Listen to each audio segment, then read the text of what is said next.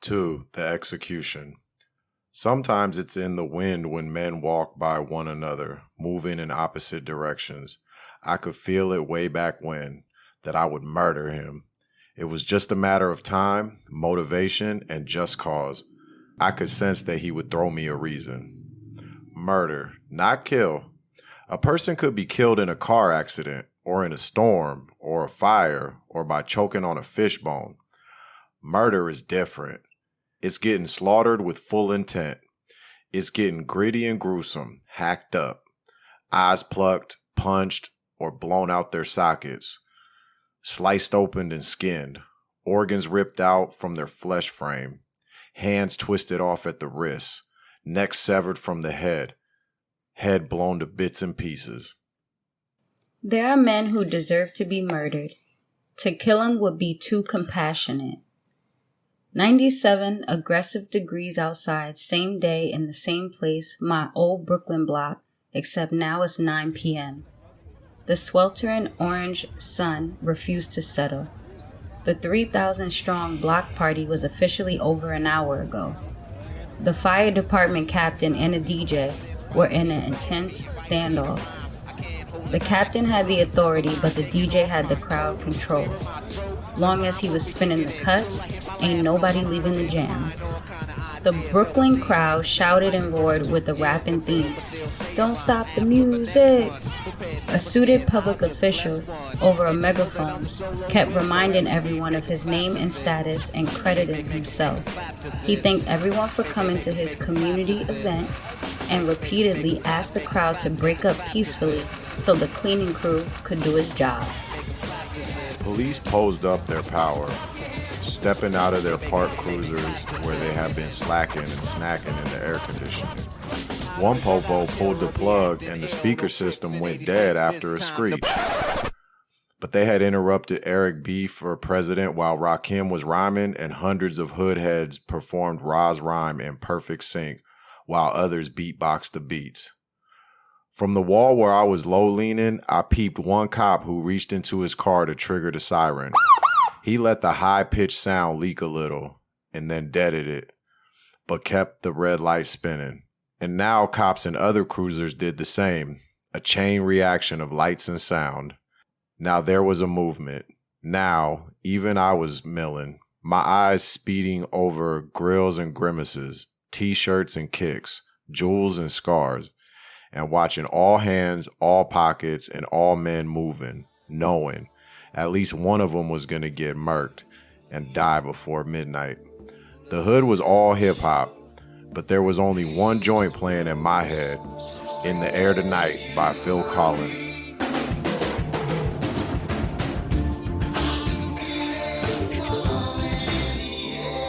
The truth of the track, the lyrics, and the music accelerated my anger as it mixed with my usual calmness and precision. Anger overtook me and then turned to pure fury. My state of mind was explosive, and I was burning hot outside. I'm hot-headed, but now my heart is ice cold. Nigga, not ninja. 'Cause ninjas manage their emotions, eliminate rage, and deliver with ease the takedown of the target at the opportune time and without leaving a trace. But this was too personal to organize, calculate calmly, or put off for a wiser plan or perfect opportunity, and definitely not for another day. No matter what in these moments, I could not separate myself from my fury. Suddenly, the moon eclipsed the sun and darkness dropped down disguised as a subtle gray, then drifted into deep black. I didn't have a silencer on me, but my 9 was tucked with one in the chamber. So heated out of my usual posture, I didn't give a fuck about the boom of my burner, only about the execution. Shoulder to shoulder, with many men moving like a stampede on the Sahara, a pack of hood hyenas cut across the flow of the movement diagonally in front of me. Girls grouped up like desert foxes wearing bleached out jeans and fresh kicks, tight tees and hair gelled, followed close behind. A young mother held one baby in her left arm while walking a 4-year-old with her right hand, who dropped a pacifier. Instinctively, I squatted to scoop it, handed it to her young son, and saw one lion moving behind her turn left and another lion turn right. And over the kid's shoulder, the approach of my target was revealed. Sideways, he was the Sidewinder type, a poisonous viper that usually sneaks around rapidly, sliding sideways across the desert effortlessly. Closer now, he saw me squatted there with my millie in my grip. He froze.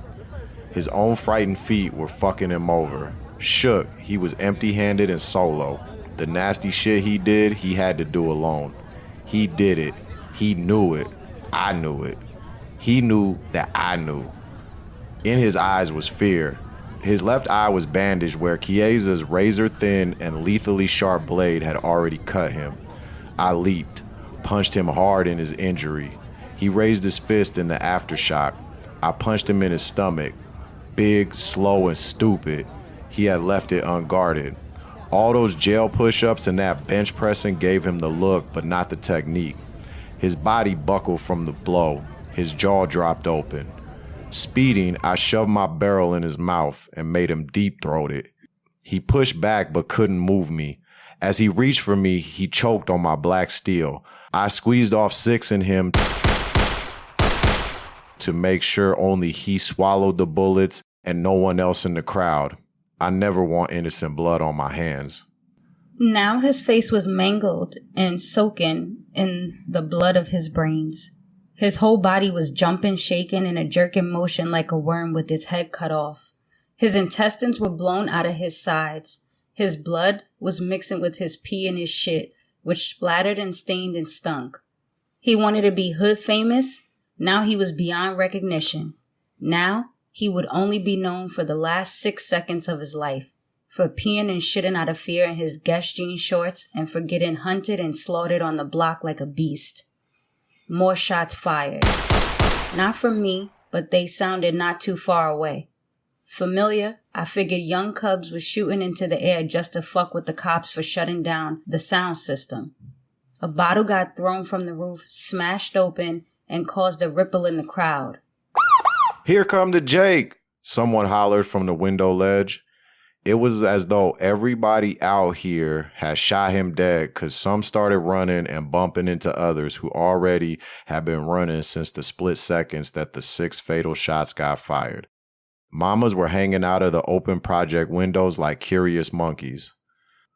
Some hood heads stayed still, chilling like they was huge elephants who owned the block, the building, and the people, blocking the path of police on purpose while acting like they wasn't doing what they was doing.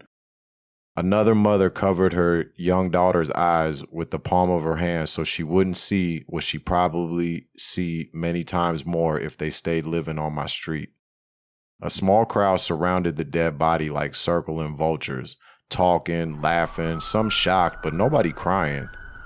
Now the switched on sirens were screaming, so no one in the crowd could hear themselves thinking or speaking or being spoken to. The stage crowd, politicians, and performers had scattered like rodents, nearly knocking one another over to escape the audience.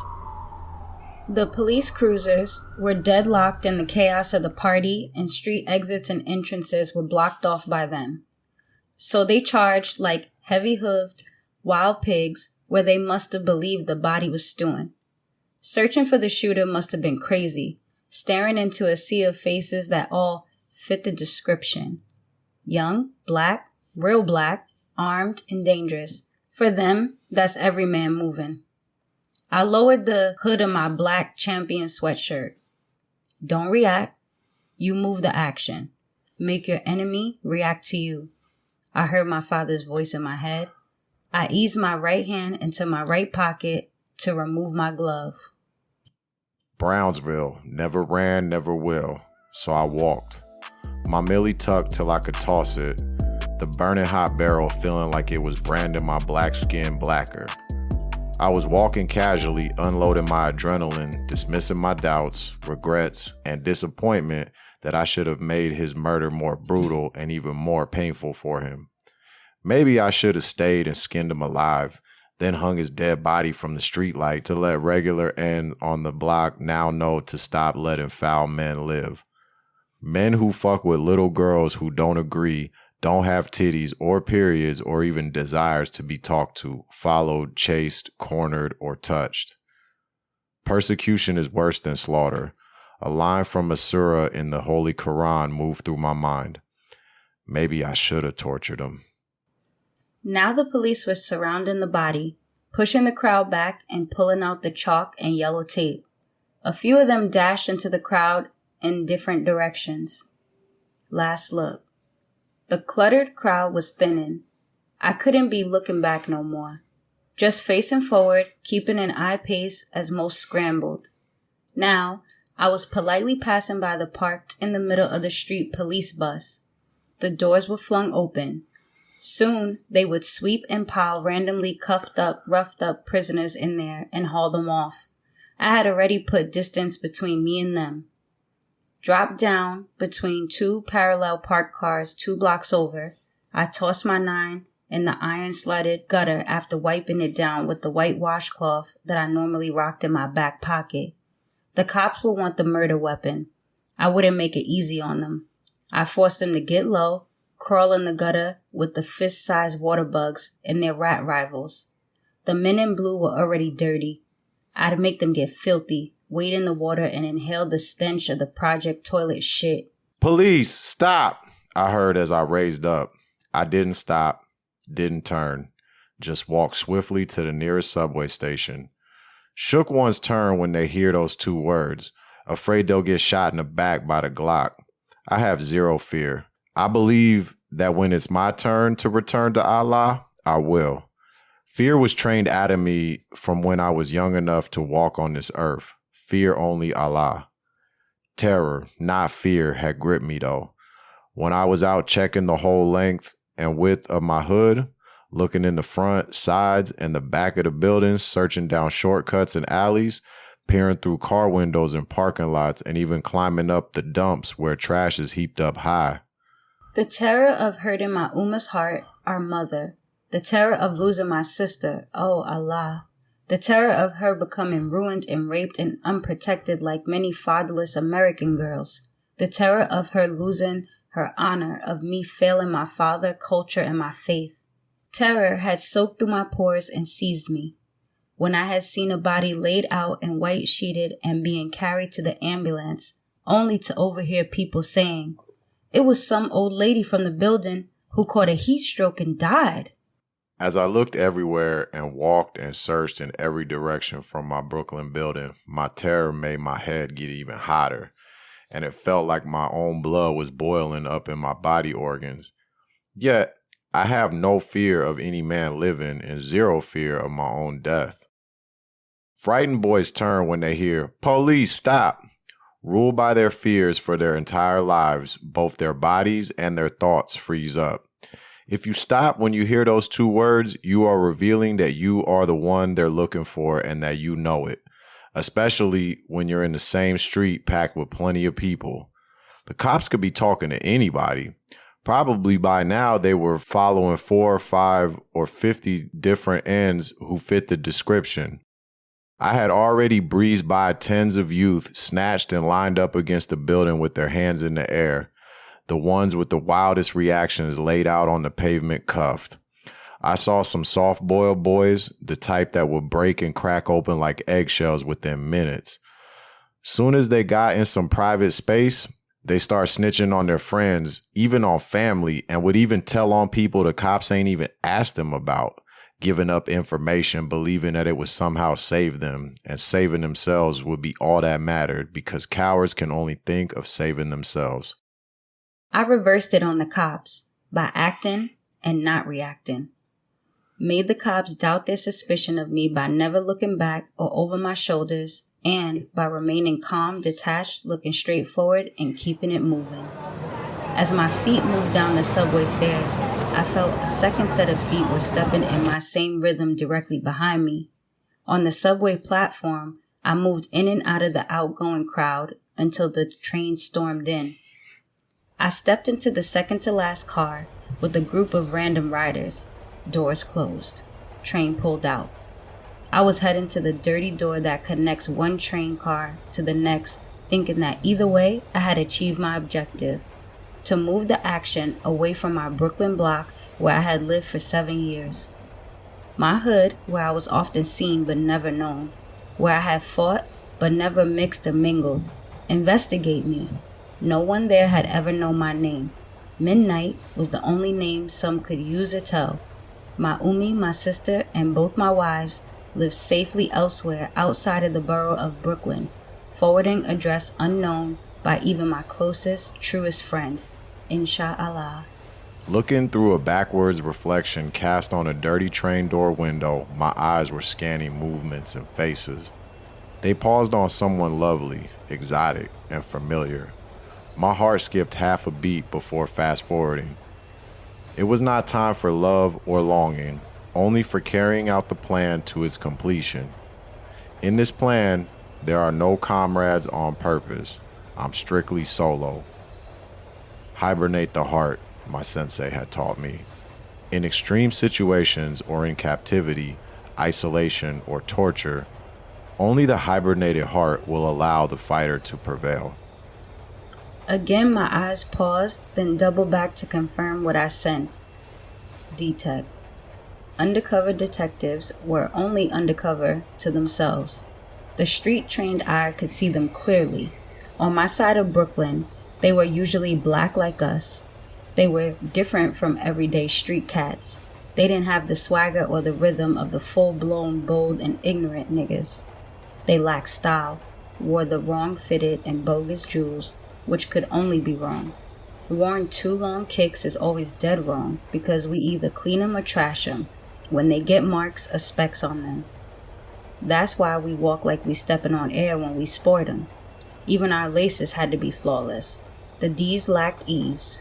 They were uncomfortable with themselves and uncomfortable with their jobs and uncomfortable in our hoods, even if they came from them. Train stopped, doors open. I saw the D was still sitting, staring in my direction at the back of my head. Would he get off? He didn't. Seemed like he was waiting to see if I would. I didn't. He sat fingering his paper, looking into the slim screen. He stood up, one hand grabbing hold of the overhead strap while the train shook slightly as it moved forward while still pulling left to the right. He was facing my direction, took one step towards me, and then pop, pop, pop, pop, pop, pop. 7 shots. Sounded like a .22 caliber. Nah, not a .22. It was firecrackers with the fuses connected to make them fire off rapidly and sound lethal. Then a stink bomb was let off. The smell and the smoke fogged the air, and the train car lights went black for half a second, as they often do. Fire flared up in the opposite corner from me. Remain calm, a male voice shouted excitedly as the riders jeered and scrambled. Only one man seated and wearing headphones didn't panic. His head was bobbing rhythmically to the music he must have been listening to. There was only one way to go, towards the dirty door that I was blocking. Glass broke and someone sprayed the extinguisher and another pulled the red wooden handle of the emergency stop rope. The train jerked hard and screeched and screamed to a halt. The crowd that was pressed against me fell backwards, lights off again suddenly. In the coughing, cursing, and confusion, I opened and shot through the door past a pissy homeless man laid out on the seat who I couldn't see but I could smell. I dropped down from the last train car and onto the train tracks. All New Yorkers know, pull the red emergency stop rope and the train gets stuck for a long time. Still, they stay put, scared of getting electrocuted or suffocated out in the train tunnel where only the young wild wolves would venture. An A train recently got stuck and some Wall Street regulars got the shakedown. Wallets, jewels, cash, coins, and even sunglasses, shoes, and technology. They made them run it all and escape through the tunnel. Now the subways in all 5 boroughs were crawling with police at every platform. Walking through the darkness and cutting through the thick fumes that substituted for air in the underground, I was headed on foot to the next station. Without the train, without the crowd, without the detect. There was one urgent thing I had to do now, that I wasn't comfortable doing until after I had finalized the execution.